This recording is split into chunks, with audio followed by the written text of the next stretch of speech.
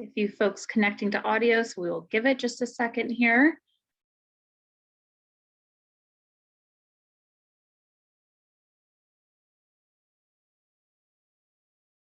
Excellent. Well, good morning, everyone. Thank you so much for joining us early on a Monday morning during winter break. We are really excited to kick off our Career Development Academy today. Before we get started, I just wanted to mention a few light housekeeping things. Number one, wanted to remind you to keep Brazen open throughout the day. That will allow you to easily access the links for the other sessions. And number two, I wanted to mention our 2 sessions after this one. So at 1 p.m., we will have Audacious Moves and Career Changes, moving from higher education to consulting with Patrick Brew from Deloitte. Patrick was actually previously a life design educator here at Johns Hopkins, so I think he'll be able to provide a fantastic perspective on what it's like using life design in industry. And then at 3 p.m., we have Farouk Day, our Vice Provost of Integrated Learning and Life Design, will be giving a TED Talk on failing forward. So without further ado, I wanted to introduce Dr. Farouk Day, who is going to give some opening remarks this morning, some words of inspiration. And then after that, we have Michelle Jones from the Carey Business School, who will lead us into Life Design 101. So with that, I will turn it over to you, Farouk. Thank you, Caroline, and thank you all so much for being with us today. I appreciate the opportunity to spend a couple of minutes just to welcome you to this great event. You know, just the fact that you have taken the chance to participate in this program today tells me that you are spending time thinking about your future and about the decisions that could potentially change the trajectory of your life. What I have learned in my 2 decades of experience in higher education, just watching students come through and graduate and interacting with alumni, is that there are 2 groups of people. There are people who seem to achieve the ultimate heights of career success, and that there are those who seem to get stuck in infinite loops of job after job, without necessarily a sense of direction. And I often wonder what makes the difference between the 2. And I'm thinking that you might wonder the same too. So I think what will happen today is that you will have a chance to think about what makes a difference between those 2 groups and how you could change some things in the way you put together your classes and you put together your experiences, the things that you engage in order to be hopefully part of the first group, career success, however you define success. There is one element that I think, as you're navigating today's program, but then also just everything that you will do after today, that could change at least the way you look at things. And that is that if you could allow yourself or give yourself permission not to have to know what you will be in the future, what your future will look like. That is a common mistake that most people make, is that they feel like they have to have an answer to the question, what will I do in the future? But instead, I think I want to encourage you to embrace the uncertainty, especially in today's world where there's plenty of that. And instead focus on your curiosity. What are you curious about, and how can you give that a chance to turn into something great? What are the things that you will do to feed that curiosity in order to turn it into inspiration, and possibly give it some momentum, so that you can eventually realize what your passion is and you can live with a life of purpose, and ultimately prosper and blossom. Today is going to be a day of tools and of techniques and suggested actions but then also networks that you will develop that will allow you to begin that journey. This whole conversation is what we call here at Johns Hopkins life design rather than life planning or career planning. We are in a world where almost all of the rules have been suspended for the last 2 years because of the pandemic. And while that is tragic and difficult and they're very challenging, it gives us an opportunity to do almost whatever we want. There are almost no rules anymore. Industries are being redefined, jobs are being created. There are jobs that are going away. The World Economic Forum reported that 85 million jobs are going to be lost within the next 5 years, but almost 100 million will be born. So there is no planning exactly for what you will be. What there is given an opportunity for yourself to act on your curiosity and on inspiration. And those are going to be the lessons that hopefully you will learn today in the different sessions. And the first one that you will kick off is going to talk all about life design. And that is with one of our life design extraordinaires here at Johns Hopkins, Michelle Jones. Michelle is one of the first team members at Johns Hopkins who went through the life design training at Stanford University and came back to be a life design ambassador and has been teaching these concepts to students at Cary and elsewhere. And we're really, really fortunate to have her share with us today these concepts. So I invite you to pay attention with all of that you have to those concepts and open yourself up to a different way, a new way of thinking about your future. I wish you the very best, the best of luck, and I cannot wait to return later this afternoon in order to speak about what you've learned today to design your life forward, and most importantly, how to fail, how to use failure in order to design your life. So without further ado, I turn it over to Michelle Jones to kick it off. Thank you all so much and have a wonderful day today.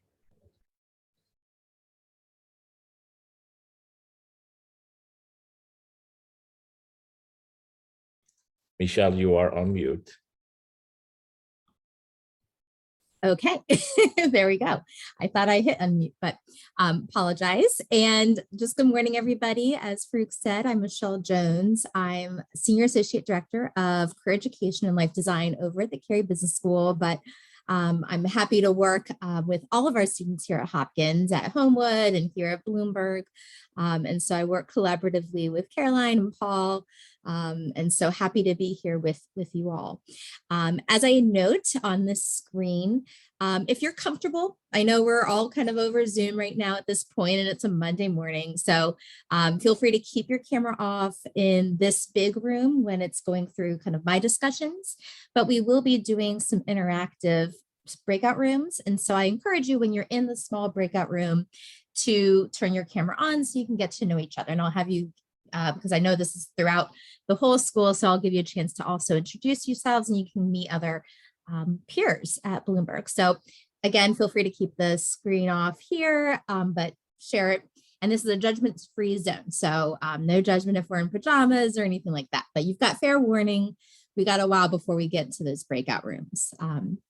So before we get started, again, it's a Monday morning into a new year. Who knows what's happening in everyone's personal lives? I hope everyone is healthy and safe, and your family and loved ones are as well. But if we just want to take a moment to follow the screen and just give us a grounding exercise in some breath work. So I'll give us just about maybe 10 seconds to follow the screen.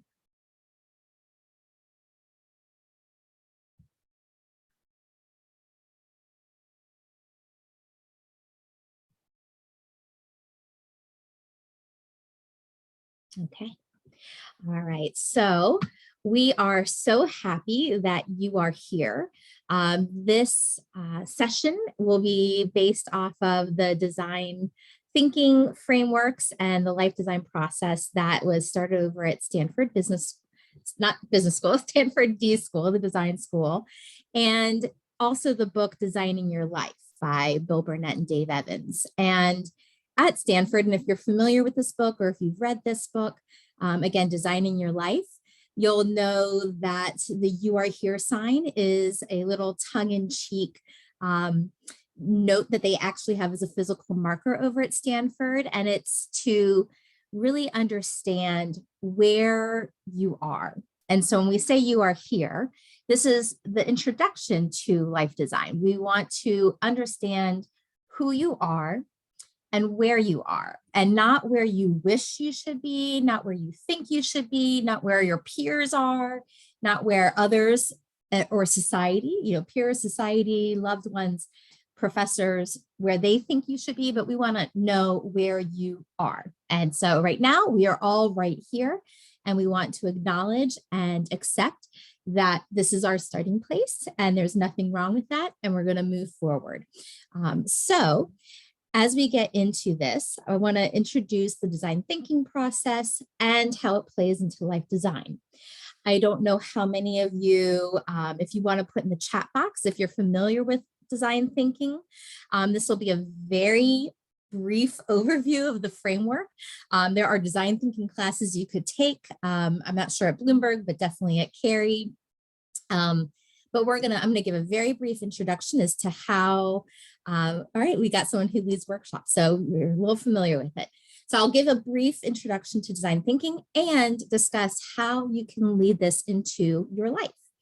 And so we use design thinking as an approach. So, true design thinking, they're looking at these big problems that companies face. So it's a kind of a hot framework right now.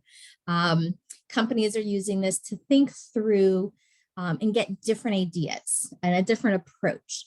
You're not looking to necessarily solve a problem of, a very engineering type problem where you're building a bridge and kind of the exact specifications that would be best. We're not doing research problems where you're just kind of constantly asking questions and never kind of going to that, or taking a while to get to that conclusion. You really have to research. But we're using design thinking to do that iterative process of thinking, testing. And so this is a good approach to these big, wicked problems of life that are complex, ambiguous. I don't know if I said that right, but just these big problems that we face in life. So, and feel free if you have any questions along the way. I'm very interruptible, so feel free to, you probably don't want to go off mute, but feel free to put in the chat box any questions that you have along the way, and I'm happy to answer them as I go through this. So the traditional design thinking process is what you see right here. It's 5 stages. It's not this clean linear stage that you see displayed.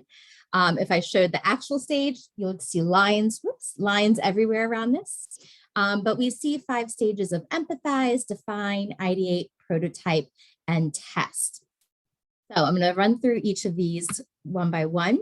So when we get to the empathize stage, in design thinking, you're looking at the user. What are their needs? What are their issues? Like, what's kind of a holdup with them? What are you trying to solve? What's that user really experiencing and struggling with?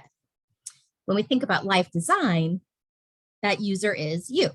Understanding really what it is that you're, when we think about traditional career development and kind of your professional development, what are your skills, your values, your motivations? Sorry, I think this is on the automated moving forward process. My apologies.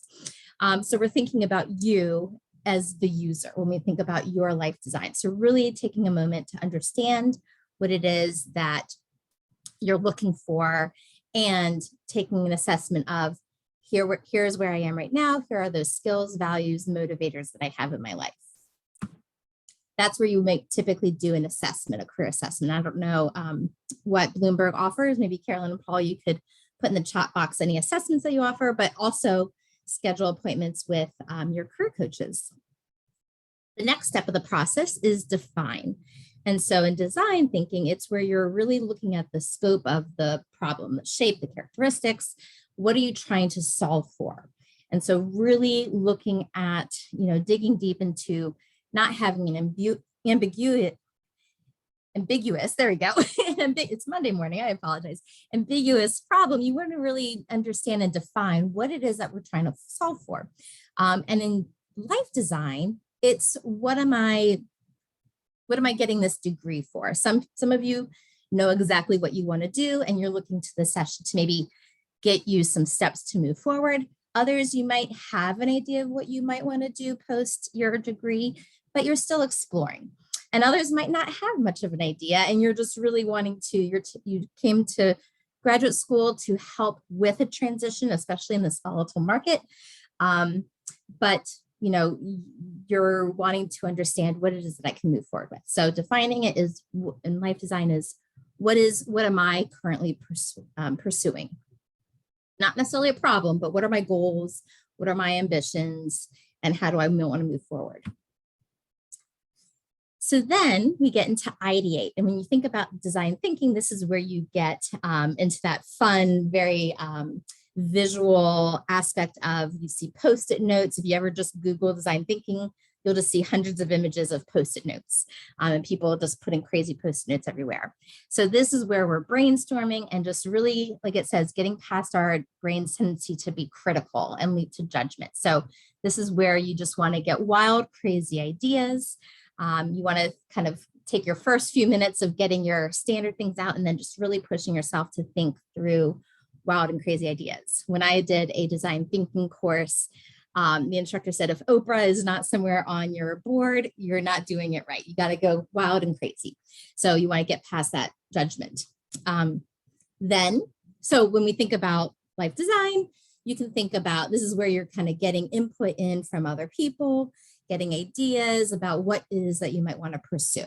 Again, some of you may have already been at this stage and you're moving forward. Others, this might be a good stage to brainstorm and think about what it is that I can do with this degree.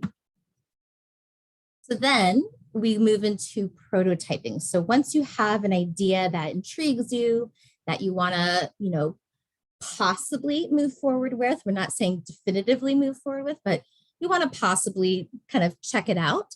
This is where we get into prototyping. So you're building your way forward. We want to fail fast, because when you fail fast, you fail small. You don't have these huge, you don't want to say huge failures, but you want to have small little failures. Small little failures are great. That's what we're looking for, because that's where we get our lessons and we can easily maneuver and adjust without, you know, too much done, you know, as far as, you know, reputation or, you know, whatever it might be. So you want to fail fast, fail small. You want to get data that you need to then modify. In life design, this could be something like job shadowing, an internship. If you're currently working full-time and going to school part-time, you might explore taking on a different type of project at work. See if you can collaborate with another department that intrigues you and see how can I get involved. So you're not making this big step and this big leap in your career, but you're just exploring. You're taking little trials, trying to prototype. So then when we get into the testing model, so say I want to possibly get interested in marketing, or I want to get interested in or I want to do more research or get on more on the consulting side. It's, can I take on this additional project at work that might expose me to that, but I'm not totally changing my career just yet. I just want to test it, try this prototype out, see how I like it. If I love it, okay, how can I do a further, deeper test? Maybe do consulting work on the side, volunteering, seeing how you can maybe iterate. If you didn't like something, great. We failed small, we failed fast, so you know that's not the direction you want to move into. So that is generally the process. All right, I'm just quickly looking over the comments. All right, yeah, informational interviews is a really great way of testing and prototyping, just understanding what it is on those day-to-day activities and their role. What do they like, what they don't like. You can do about the job, you can do it about the company and the culture. So informational interviews is another great way of doing a very small prototype and test. So that's how we can apply the design thinking, the traditional design thinking process to life design. And then Dave and Bill over at Stanford came up with a 6th step that starts at the beginning, accept. And I mentioned this a little bit at the beginning of today's session.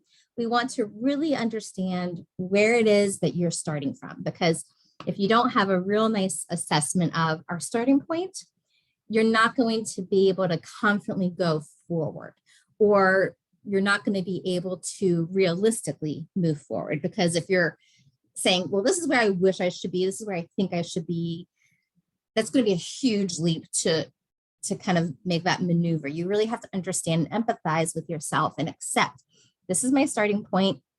It's totally fine. Maybe it's not where you wish you were, or where other people think you should be, or maybe where an industry wants you to be. I know there can be some frustration with amounts of work experience needed for certain jobs, but it's accepting, here's my starting point, and what are the realistic pathways of moving me forward. So that's the 6th addition to the design thinking process that they added for life design. And again, as I said earlier, this is not a linear process. This is very iterative. So, you might go from accepting to empathize, to define, to ideate, and maybe those ideas aren't quite, the brainstorming, getting feedback isn't quite yielding the results you want. So you might have to jump back to the empathize stage, or maybe you get all the way to testing and you're like, okay, this was interesting, but let me try another prototype. So you jump back to prototype. So you're constantly going through this iterative process. Additionally, there are 5 designer mindsets to review. And so, as I've said throughout this, there's a lot of collaboration. So they say radical collaboration in the Designing Your Life book and that process. And so, you can do this on your own, but you're going to be limited with the amount of ideas that you can bring in. But if you bring other people into the process, as someone mentioned in the comments of having informational interviews, you're pulling other ideas in, you're getting data from other people, you're getting ideas from other people, and that can help grow your options and opportunities. So radically collaborate, don't do this alone. You're not going to go through life alone, so don't go through this life design, career design process alone.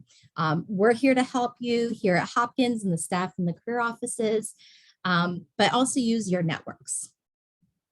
Reframing. So this is really based in positive psychology, and we're going to be doing this a little bit today, of looking at, not getting stuck at certain problems, but just reframing yourself so you can move forward. So reframing your thoughts, being curious. So again, not getting stuck, but wondering, like, how can I move past this problem? Being curious and seeking out ideas.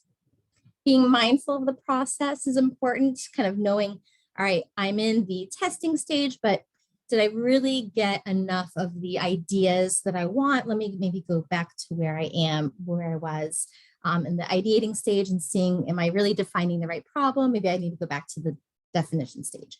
So just being mindful of where you are. And then my favorite one is the bias towards action. I think this is one of the more important ones, because oftentimes, I think it's human nature to get stuck and say, well, I'm not quite ready to do that informational interview yet. I'm not quite ready to reach out to that VP or that dean or whoever it might be. I want to do a little bit more research and get more ready. And you do want to be prepared, but if you wait until you feel prepared and you feel ready, it'll be hard to move yourself forward. So I love the bias towards action, just making sure that you are prepared, so you're representing yourself professionally, but taking that moment of courage to move forward, make that outreach, try that internship or try that volunteer experience, or maybe a consulting gig on the side. So have that bias towards action. So I've said a lot. I've gone through the design thinking process. I've gone through 5 mindsets. So really, to keep it simple, what we want you to do is get curious, think through your options. Don't feel like you're stuck at certain points. Just think, how can I move through this? Talking to people helps. So make sure you're including and outreaching to new and old contacts. Try stuff. Don't be afraid to, get out there, put yourself out there and try something new. Again, failure is great. We want to fail small, fail fast. So putting yourself out there and then telling your story. So if you keep it all bottled inside, no one's going to know what you're doing. But if you get out there, tell people what you're working on, what you're interested in, it's going to help you. No one can help you if you don't let them know how they can help you. So get curious, talk to people, try stuff, and tell your story. All right. Before we move forward, I just want to check in to see if there are any questions. I'll give a little pause. I'll check the chat box. Ria, you have a question?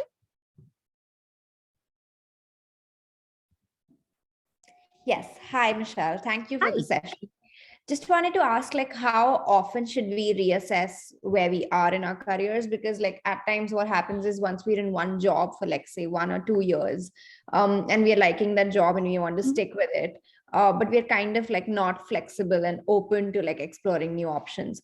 So like what is the timeline when we should, like even when as we move forward with our careers after the MPH program, like how often does one reassess, and like how do you know that this is not the place where you should be, or you should move on? Gotcha. Okay, that's a great question, Ria. And I wouldn't say that there is a timeline for everybody. I think, being in a job for, definitely a year gives you good time to try something out. And if it's really not a good fit, maybe consider moving. You don't want to be stuck. And I know we're kind of our work economy is kind of moving towards more gig or, bouncing around, but you don't want to have too much of bouncing around from job to job or position to position, multiple times in a row, because an employer might wonder, if we hire you, how long are we going to actually be able to keep Ria on, right? But it's always good to just assess, explore. If you're starting to feel stuck in a rut in your job, you're not feeling challenged anymore, you're not that, and we're going to get into this, not every job is going to spark joy constantly all the time. But if you're really starting to be like, okay, this is really, I feel like I'm not being challenged, I'm not moving forward, maybe this isn't the direction that I really want to be on, assess and make a move. But there's no timeline, there's no things that you have to abide by. But I think assessing, maybe if I were to give a time frame, maybe every 5 years or less, maybe 3 to 5 years, to be like, okay, am I really on a path forward that I want to go to? If you haven't had that gut feeling yet, that might be a good way of checking in. But if you're getting those gut feelings, or if you're getting those thoughts, you want to design it, you want to control it. I've had many students in my classes say, I've had others control my career. I've had promotions and I've never really thought about it. I've just received the promotions I wanted, and I never really had the discussions with my supervisors of here's what I want to do. If I want to stay with that company, you want to be very open to those conversations and hopefully have a supervisor that's supportive of here's how I want to move forward. Or take that chance of leaving and go to a new company, new function, new industry altogether. But again, that radical collaboration of getting that input and that data from other people, and just really understanding yourself and and having that control over your own career versus letting others promote you into it. Okay. And then it looks like we had someone in the comment, make sure to know when it's time to move on from a current position to a better one, career advancement. Yep. So again, knowing your own, managing your own, designing your own career, of like being intentional with your thought process of how you want to move forward. Excellent. So what we're going to do now, and again, feel free to put in the chat box any questions that you have. We're going to watch a video called Music and Life. This is the narration is by Alan Watts, who is a Western philosopher, but it's animated by the South Park animators. I forget their names. So what I want us to do with this video is listen for the message that it's sending. I want to acknowledge this is not everyone's story, but I want you to think about, what is the story this is telling? Is this accurate to my life or not? Maybe I got a different message and a different story as I proceeded through life. And that's okay. And also to note that this is a very white, male-centered imagery. So I apologize for that. But think about the story and the narration and think about, how does this apply to me? Was this true? Was it not true for me? Was I getting a different story growing up? After this, we're going to do breakout rooms to discuss. Okay. If your volume is not at 100 or hot, you might not need it high for listening to a speaker. The volume on this is pretty low. So when I stop talking, you may want to turn your volume up just as a heads up. But we'll go ahead and get started.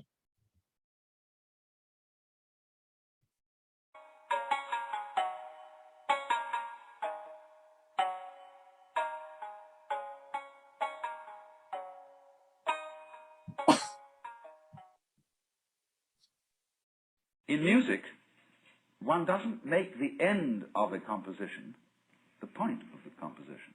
If that were so, the best conductors would be those who played fastest. And there would be composers who wrote only finales. People go to a concert just to hear one crashing chord, because that's the end. But we don't see that as something brought by our education into our everyday conduct. We've got a system of schooling which gives a completely different impression. It's all graded. And what we do is we put the child into the corridor of this grade system with a kind of, come on, kitty, kitty, kitty. And yeah, you go to kindergarten, and that's a great thing because when you finish that, you'll get into first grade. And then, come on, first grade leads to second grade, and so on, and then you get out of grade school, you've got high school, and it's revving up, the thing is coming. Then you're going to go to college, and by Jove, then you get into graduate school, and when you're through with graduate school, you go out to join the world. And then you get into some racket where you're selling insurance, and they've got that quota to make, and you're going to make that, and all the time, this thing is coming. It's coming, that great thing, the success you're working for. Then when you wake up one day about 40 years old, you say, my God, I've arrived. I'm there.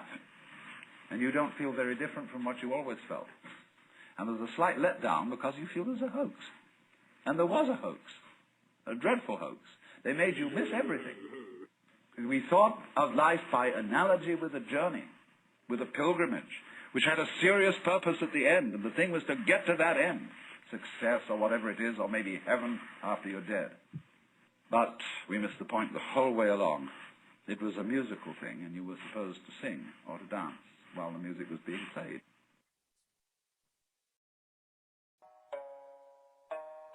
Okay. Let's see. I always have difficulty moving forward. Okay, so we're going to do breakout rooms. Caroline, maybe breakout rooms of 3, 3 to 4, whatever.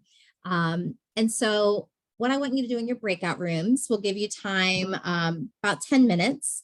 So for you to introduce yourselves, get to know each other, what program, specific program you're in. But then we want to get into, this video. You don't have to answer all of these questions, but here are some prompts for you. So I want you to think about, again, did the story resonate for you? Was this a story you heard growing up? Or did you have a different story? Again, this is just one particular story of way things could be growing up, but it wasn't everybody's story that they received. And then think about what are other versions of this is the way things are that you're hearing now. So that's kind of more of the one I'd like to focus on. So what are you hearing like, well, this is just the way we do things. This is the way things are. This is how you move forward that you're hearing now. And then how has this served you or failed you in life of kind of going by what we said a little bit ago of having others manage your career or kind of having society say, this is how we're moving forward. This is how you get forward. So how they served you, how they failed you. So just prompts to think about. But I'll give you 10 minutes and then Caroline, whenever you're ready, you can open up the breakout rooms and we'll see you back in 10 minutes.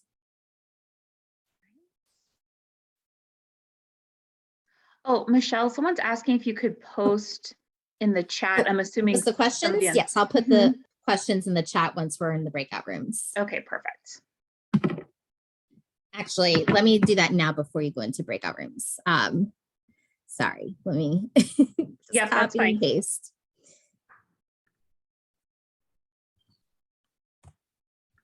Okay, there we go. All right, perfect. So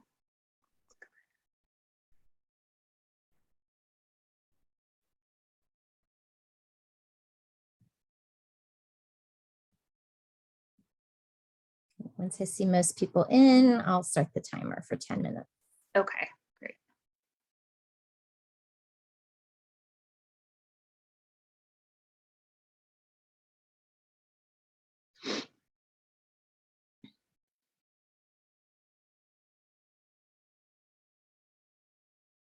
If Caroline, you want to see like who's in a room by themselves, maybe. I know people sometimes are a little slow in moving.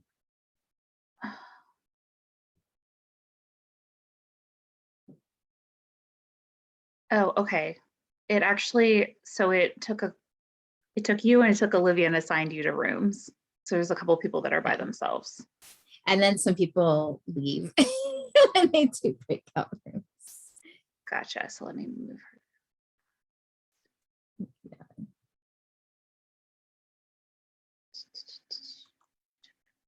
Awesome.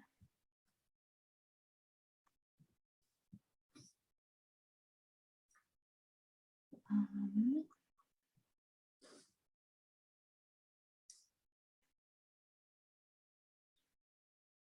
Let's see. Okay.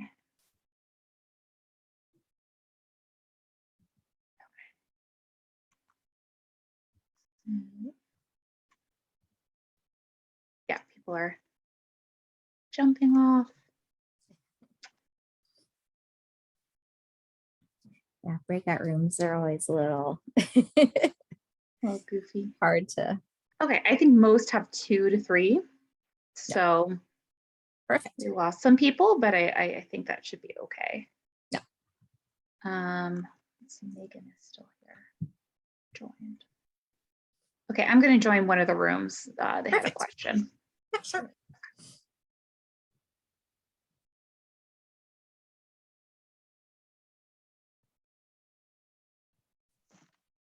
Michelle, did you need me to join a room, or I can just hang out here? You can just hang out. Okay. I think, yeah, it invited me and I just said not now. Yeah, So. that's what I said too. If you want to join a room, feel free, but No, it's really I'll just for keep the track students. of chat or emails and stuff like that from folks. Yep. So that's fine. Thanks. Yeah, absolutely.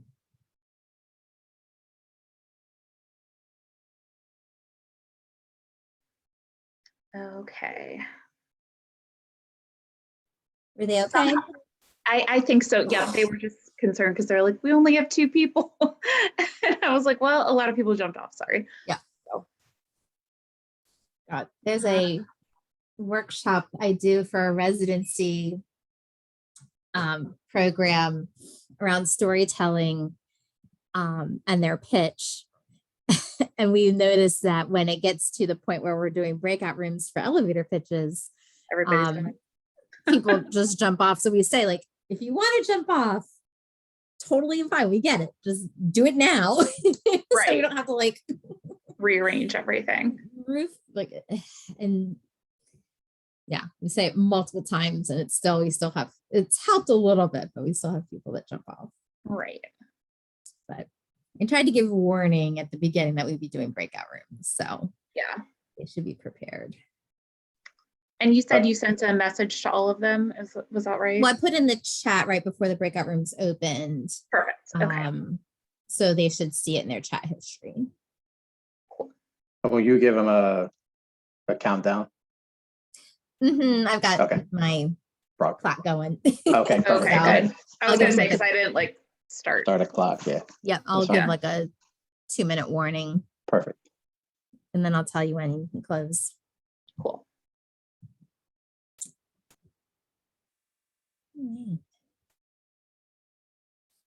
Well, Farouk finished faster than I thought, so. Yeah.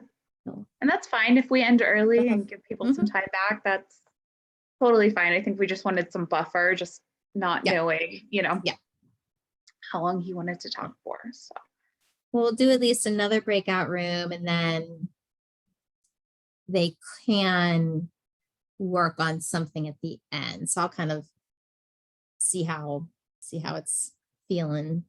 Mm-hmm.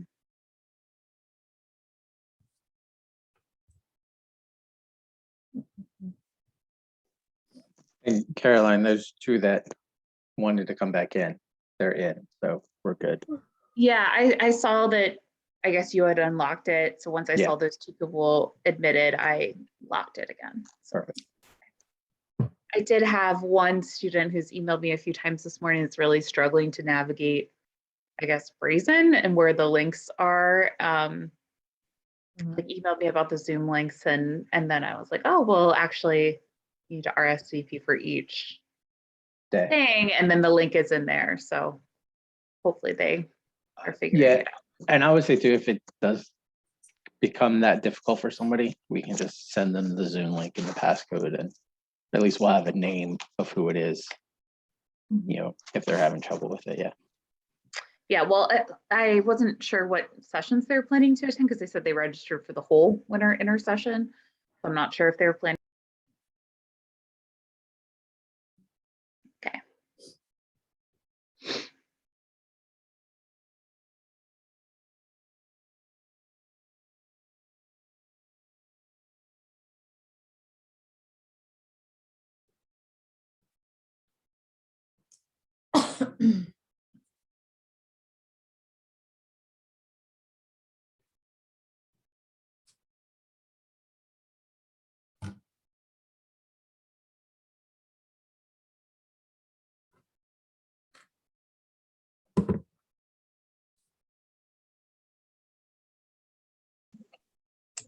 People are sticking in for most of the time. Welcome back as you're jumping back in.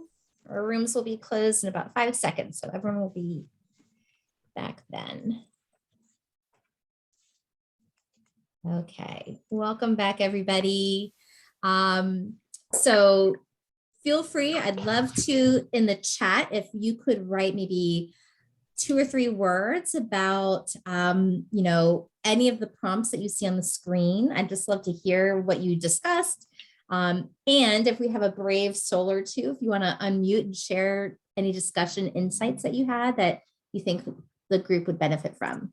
So we'd love to hear some items in the chat and a couple of unmuted.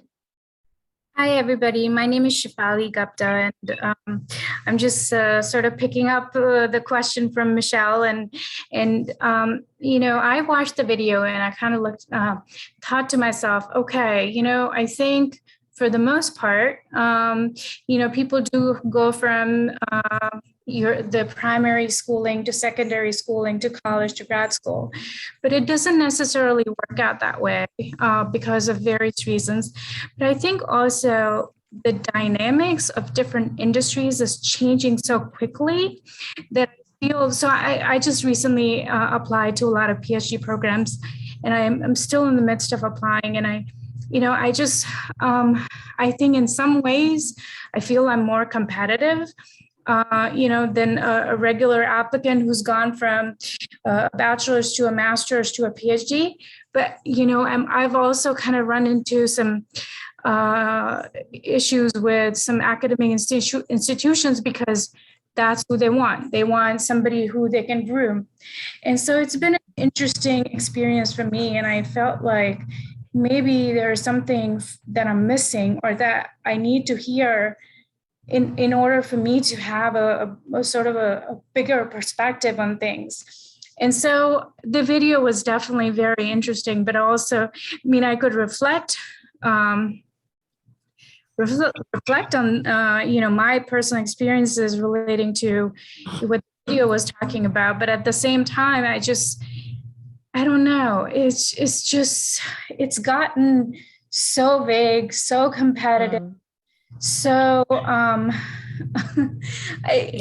it's just, I don't know what's going to work and what's not going to work now and, you know, next year or 5, 10 years now. It's interesting times, I think. So yeah.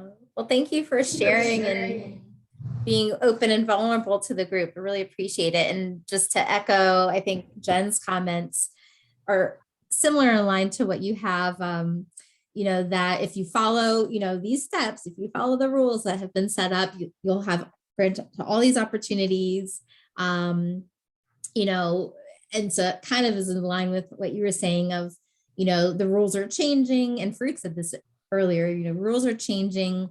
It's going to be really dependent on the industry, the function, and sometimes it's even down to the company and the organization. You know, bigger companies might have, you know, more of those rules in place that you have to hit those checkpoints, where if you're going for a smaller organization, they're going to be a little bit more flexible in what they might, you know, seek for candidates and their qualifications. So this is where, you know, you want to be open to opportunities, and, you know, but really thinking, and this is where we're going to get into this, you know, thinking about what is it that I hope to do? What are kind of those guidelines that I need to get there? But it's not necessarily the guidelines, it's, you know, and maybe, you know, things might be a little bit different, you know, based on the careers you're seeking. But, you know, I tell my students, you know, what are the skills I need to have for the jobs that I want that are going to make me competitive? You know, so some of it you might have to have certain degrees. So maybe the MPH is fine and enough, but maybe some opportunities need that PhD. But, you know, I say, you know, focus, what are the skills that you want to be using? What are the skills that you want to be known for? And how can you work that into careers that you'd want? Any other questions or thoughts that you'd like to share? Carolyn, Paul, feel free to also chime in if you have anything that you wanted to add. Yeah, something my group brought up that I thought was really interesting was, you know, depending on ages, you know, we spend, let's say 18, 20 years thinking, okay, I want to do this. I want to work in this field, doing this. And as you grow, as even circumstances might change wherever you live, like your set of values might change, and you kind of start to realize like the systems you thought you wanted to work in may not actually, you know, align with those values and beliefs. And so then starting to navigate, okay, you know, what goes along with what I value and want in my life, and then also where can I contribute, where I think I can make change. Someone in my group, you know, said it's not always about like where you feel like you can make the most impact, but maybe like what resonates with you the most, or if your skill set even aligns with that. You might, you know, like someone who may feel really passionate about something may not have those skills, so then kind of readjusting to fit that. So I thought that was a really good conversation we had. Thanks for sharing, Abby. And the audio is a little hard to hear, but I was hearing, you know, your values, you know, as you go through life, your values are going to change, and that's absolutely for sure. And we're going to touch upon that in a moment. But then also, you know, doing that skills assessment of, you know, what is it that you want to be using? I see in a comment, you know, chasing the next best thing or the next thing can lead, lead to possible burnout. Keeping options open and working point of burnout has seemed to work. But, you know, hopefully our world is changing for the positive, that we're learning that, you know, we can't have this culture of burnout and excessive like work and have that pride in like, I work so hard, I'm not getting, you know, I'm getting like 3 hours of sleep a night. And, hopefully we're seeing a shift with that, of realizing that, you know, what's really important, what's really valuable, is having that life, you know. So the class I teach is career and life design. So not just thinking about your professional life, but also kind of thinking about your personal life and how you want your values, as Abby said, to play into that. Because as Lillian said, you have limited time and energy. So you want to use it strategically. All right, well, thank you, everybody. So we're going to take this and move it forward into dysfunctional beliefs. So dysfunctional beliefs are ideas that are untrue, ungenerative, and not helpful. So I'm going to go through some common dysfunctional beliefs. And again, I don't know why there's a timer on this. So we're going to go through dysfunctional beliefs and then reframe them. Remember, reframing is one of those mindsets of a designer, of thinking through, not what's something that's keeping you stuck, but how can you move past it? So here's the first one. You may have heard this at many points in your life. Some people might say the high school is your best years of your life. Some people say, oh, enjoy college. Those are going to be the best years of your life, or your 20s, So that message is that your life is going up and then it's this curve down. And hopefully that's not true. I know my life didn't peak at 19, 20, in my college. There's dips and valleys, but, hopefully your life is generally on, an upward trajectory, again, with the hills and the valleys. But, we can think back to like, that was a really awesome time in my life, but I wouldn't say it's my best years of my life. So the dysfunctional belief is the best years of my life are behind me. It's too late for me. I'm stuck. I'm on the path I'm on, and that's it. And that's not true. We've seen so many times people switching careers, in their 30s, 40s, 50s, 60s. My dad's retired and he is still working and kind of moved into a different path. So, the best years of your life are behind you. It's never too late to design, a life that you love, that you enjoy. And remember that you're never stuck because you can always get new ideas. You can always generate new ideas. And if you can't generate them, you can pull people in and help, get help from them. So whether that's staff at Bloomberg and at Hopkins or friends, trusted colleagues, et cetera. You can always pull people in to help you generate ideas and then take action. Okay, so your best years of your life aren't behind you. You're continuously kind of doing that trajectory upward. Another one, find a job you love and you'll never work a day in your life. This is not true. Even what you might think of, one of the sexiest jobs, so when I think of like a job that people might strive for, I think of like a professional athlete, Dr. Fauci, you're being at the top of your field and you love that job. You can't get to the top of the field without, loving what you do, but I'm sure that there are days that they just feel like it's work. Like there are going to be parts of your job where you just feel like, okay, I got to get through this. I got to work. It's not going to be something that you love constantly every second of your day, because that's not realistic. When you think about personal relationships, you're never constantly, in congruence and, positive aspects with relationships. Same thing will be for work. You want to enjoy your job. But to say that you'll never work a day in your life, is not necessarily a realistic standard to keep. So, the dysfunctional belief to be happy, I have to find and follow my passion. Some people are lucky and they can specify and articulate, here's my passion, here's what I want to do. But most people can't quite articulate what it is that they're passionate about, and that's okay. Or they might be able to articulate that, but it's not necessarily related to their work. I love wine, I love travel. I'm not doing work that relates to that, and that's okay. Maybe one day I'll move into that field. But you don't have to find and follow that passion in order to have a happy life. To reframe this, what we want to think about, and this is kind of, we mentioned, I think Abby said this, following your values, there's no right choice. There's only good choosing. So kind of following your instincts, following the industry and where your skills lie, where your values lie. As long as you're following that, you're doing some good choosing. Because when we say that there's a right choice, that means there's only one, and then everything else is wrong. So there's no right choice that you have to make. You just have to make good choosing. You have to make informed decisions. And so that's what this process is working towards. Again, feel free to put any questions that you have or comments you have in the chat box. And another one, you should know where you're going by now. You might hear this. I have, MBA students that are like, well, if you're getting an MBA, you know exactly what you want to do. And I have students that don't know exactly what they want to do. They just knew that they wanted to do something else.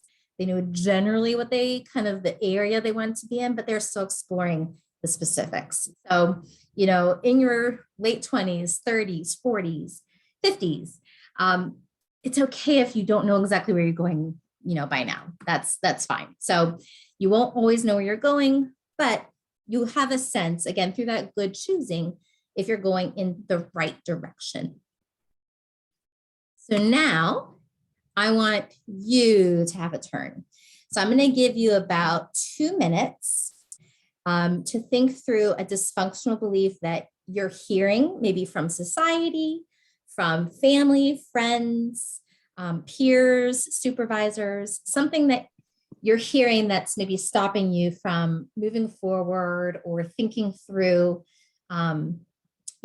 something, in more of a negative space of like, I can't, or I won't be able to, or, something that's kind of holding you down. So 2 minutes to think through that. And then we'll do breakout rooms again, of maybe 2 this time, to share and then help reframe. So you can think about your own reframe, but you can also get some peer assistance on reframing. Okay. So 2 minutes, and then we'll go into breakout rooms. Michelle, can I just ask any questions? Yeah. Michelle, I just wanted to add one thing just for. Absolutely. You had mentioned too about not knowing what you want to do. I think that is a very normal thing for anybody within public health. So most likely what you want to go into is something you've never done before, and it's perfectly fine not to know what it is you want to do. So you don't be frightened, discouraged, frustrated, worried, anxious at all about any of that. That is a completely normal thing to have for anybody who wants to go in public health. Absolutely. And many other industries. Totally normal human process.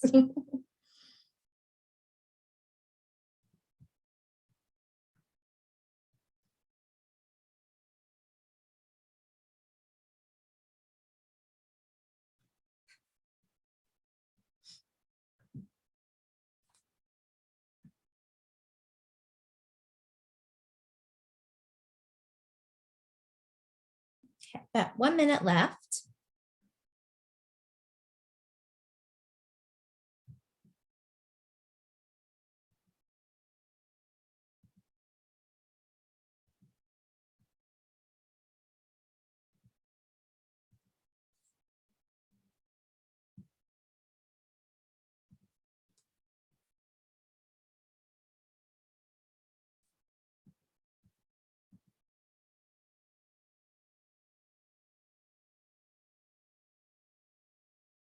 Okay, Caroline, if you want to open the rooms, and I'll actually give you 8 minutes so we can move forward through this. So 8 minutes to share your dysfunctional belief.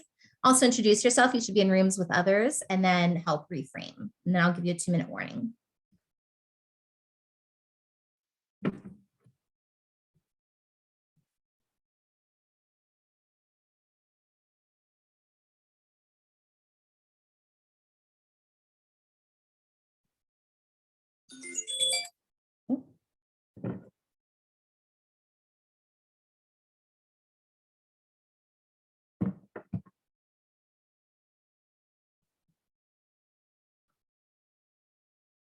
Actually, I'm going to copy this. So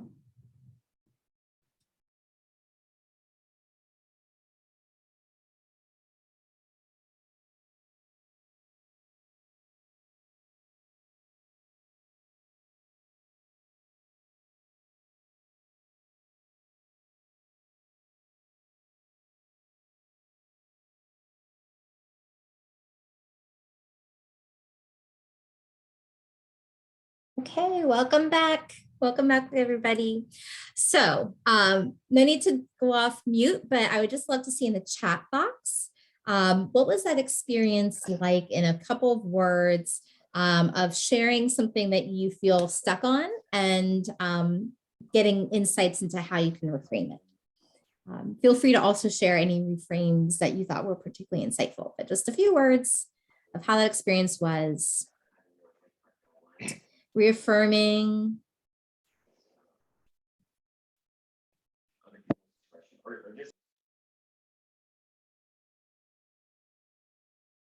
You're not alone in this process. Yes.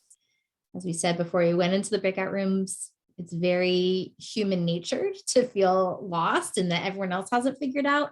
Where, I think I've seen in social media stratosphere, we're all just kind of not winging it, but we're all just doing the best we can, assume best assumptions, best work, best intent.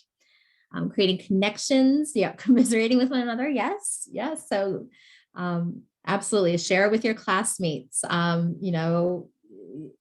school can be a very competitive environment, but you're all facing very similar things. Imposter syndrome is real. Everyone's feeling it. Enjoy the journey. Just don't focus, not just focusing on the destination. Yeah, following your passion won't lead to success. Reframed as I'm okay with defining success differently. Perfect. Yes. So one thing that I didn't mention in this is, life design, this is a very Western kind of framework. Not everyone has the privilege of, just kind of saying, here's, I'm going to take this time to really design the life that I want. Economically, people may not be in that position. Culturally, you might have to kind of follow certain, expectations of family members. So this is a very Western and privileged way of, proceeding. But, even if you're not able to fully embrace it into your life and your career and your life design, you have to be more mindful and planful. That's totally appropriate. So what we want to do is just expose you to, this way of, defining, I love that, defining success differently, not necessarily having to live up to expectations of society, culture, family, spouses, friends, peers, having to kind of keep one-upping each other. It's okay to define success differently. If that is comfortable for you. Again, that could be a very privileged perspective to take on it. So just want to acknowledge not everyone's in that position. So moving forward, I just want to share one last one of, be the best version of yourself. And so being the best version of yourself means everything else, every other version is wrong or not as good. And what I want you to do, we're not focusing on, how do I move forward?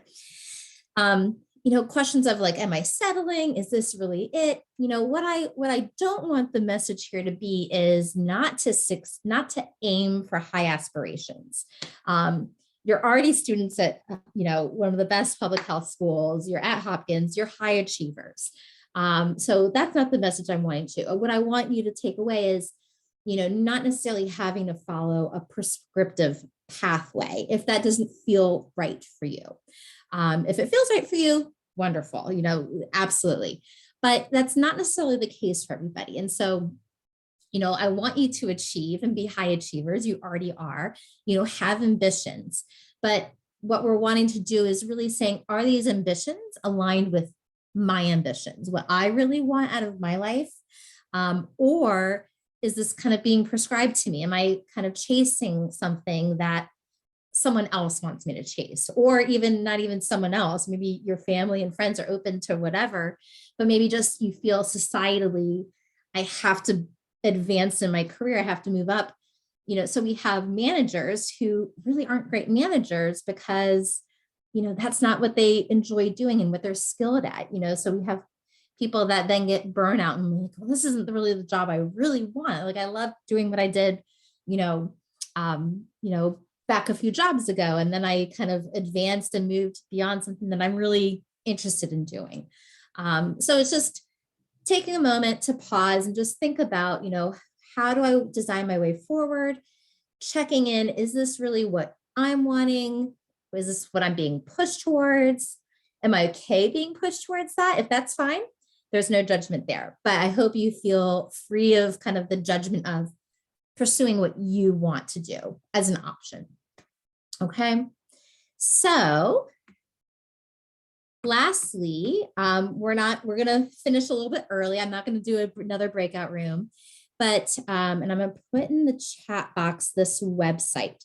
So this is a website from the D School at Stanford called Getting Unstuck.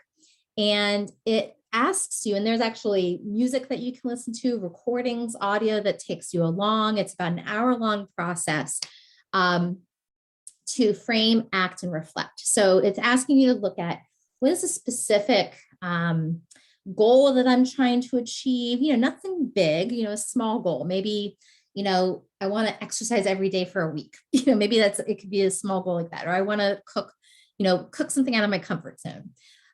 Or a decision that you're trying to make. Are you interested in moving to another city after you graduate? So what are you contemplating? Do I move to DC? Do I move to New York? Or Atlanta? So something small, it can be something big, something small, whatever you're experiencing at the moment. What are you thinking about? What's kind of weighing on your mind right now.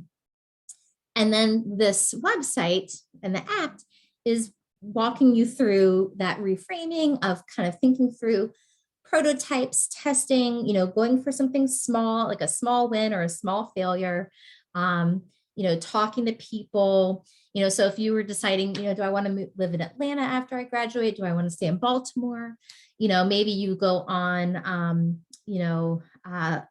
a drive around and maybe say, okay, I'm going to eat at a new restaurant every week in different neighborhoods and then spend time walking around that neighborhood and kind of getting to know it. So I'm not, so I can get a sense of the feeling. If I want to move to Atlanta, I'm going to go there for a weekend. Or if we're all virtual, you can go there for a week and like explore different neighborhoods that aren't the common tourist neighborhoods. So it's just pushing you to think through ways that you can test and then reflecting on it. What surprised you? What did you learn about yourself? This website kind of walks you through that audio version. They've got nice music to play along. So that's it. I see a question. Can we get a copy of the presentation? Sure, I'll send that to the staff to send out. But that's it. So I just want you to remember to get curious, talk to people, try stuff, and tell your story. So with that, I'll end the presentation. We'll end 10 minutes early. Thank you all for coming. I'm going to stick around. If you have any questions, feel free to put them in the chat box or unmute yourself. But thank you all for taking the time. And then Carolyn, I'll throw it over to you if you want to do a kind of an official wrap up. Yeah, well, thank you so much, Michelle. I think this was a great presentation, hopefully very informative for the students, and hopefully getting everyone kind of curious about life design and how you can apply it to your own career path. I did want to piggyback off of what Michelle said. We'll send a follow-up email after today with some resources, including this presentation, as well as a link to Designing Your Life if you want to purchase that book. Did want to encourage you all to continue exploring, and if you'd like to follow up and have conversations with one of us from Career Services, we are more than happy to help guide you on this journey. And finally, just wanted to plug our next presentation, which I mentioned at the beginning of the session, with Patrick Brew at 1 p.m. Patrick actually used to work in the Life Design Lab over at Homewood, but he is now with Deloitte. And so he is going to give us a perspective of what it's like to use life design kind of from an employer perspective or within industry. So with that, we will end the session today. It is being recorded. We will release those recordings probably towards the end of winter intersession, but wanted to thank you all for taking the time, and we'll see you soon. Bye-bye, everybody. Thank you. Thank you so much. Absolutely. Thanks for coming. Thank you, Michelle.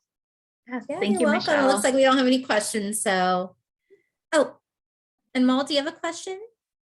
Hi, Michelle. Thank you for the workshop. I had one question, and it's more regarding your last slide about like the pressure of being the best version of yourself. And I think to move away from that pressure, one thing that I practice is a lot of self-compassion to say that it's okay. I'm good just the way I am, and it's okay to say no to certain things which feel really exciting and life-changing, but maybe it's just not my bandwidth right now. But the one thing that I struggle with is the line between self-compassion and holding myself accountable. I wondered if I'm being complacent. And I was wondering if you had any different ways that I can think about it. How can I reframe that? Yeah, that's a good question to ask yourself. So I think when those opportunities, I don't know if these are work opportunities, school opportunities. So I think just being aware of that question, you want to, and I don't know if the self-compassion came pre-pandemic or if it developed. I think a lot of people are developing that in the pandemic. I mean, through the pandemic, yeah. Yeah, but I think just asking yourself that question, like, will this stretch me in a way that I think again, we're not looking for definitive, you have to know exactly where you're going, but like having a general sense of, here are the skills I want to hone, here are the values I want to keep in my life and my career. Will this push me in a way that aligns to what feels good for me? Or, kind of where's excitement? Like, am I excited about this possibility? Maybe I don't have the capacity right now at this time. So I want to practice the self-compassion. So maybe you can even say, I don't have the capacity at this moment, but is this something we can address again in 6 months? It's really exciting and interesting to me. But right now I don't have the bandwidth. Or if it's something that you're like, feels like more of like an obligation, maybe, it's not the complacency. It's, so you do want to push yourself, but, again, not being kind of a people pleaser and just saying yes to everything can lead to that burnout and, kind of letting others manage where you want to go. You also have to kind of manage that professionally. You have to do things maybe you don't want to necessarily do, but if you have the choice, ask yourself, am I being complacent? Will this grow me in a way that is intriguing to me, that feels right for a direction I'm interested in going? If I don't have bandwidth now, can I express that interest that I want to be revisited in a few months or be considered for the next thing that comes up? I don't know if others have thoughts or if you have a thought on what I just said. No, that's really helpful. I think, again, from hearing you speak, Michelle, I realized that sometimes I look at these opportunities as individual units and not in like the big picture. And I think what you said about, does it align with where I want to go, and like just like zooming out a little bit, definitely helps bring in that perspective and like, how do I want to go forward in making this decision? Thank you very much. Yeah, absolutely. Good question. Thank you. I think we have time for maybe one more question. Isaac or Taiwu, do you have any questions, or maybe we've walked away? Oh, no, thank you. No? Okay.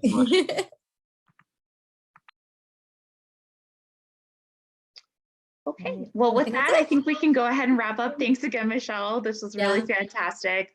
Absolutely. And yeah, we will definitely send that follow-up email to students with some of those resources. And I'll send the PDF of the PowerPoint for you. Perfect. All right. Well, thanks again. Have a great rest of your day. Yeah, good to see you. Quick Bye. one, please. Oh, yes, Okay. yes. Yeah, I was just wondering, is the next session going to be locked and open just like this one too? Because I mean, I had some issues with joining when it was locked, and then so all sessions get locked after 15 minutes. If you are needing to join late, you can email us and we can open it up temporarily, but we do lock those sessions for security reasons. So, if you're for some reason not able to join within those first 15 minutes, just shoot an email to me or to Paul and we'll unlock it temporarily so you can join. All right. Okay. Okay. Thank you all. Bye-bye. Yeah, bye.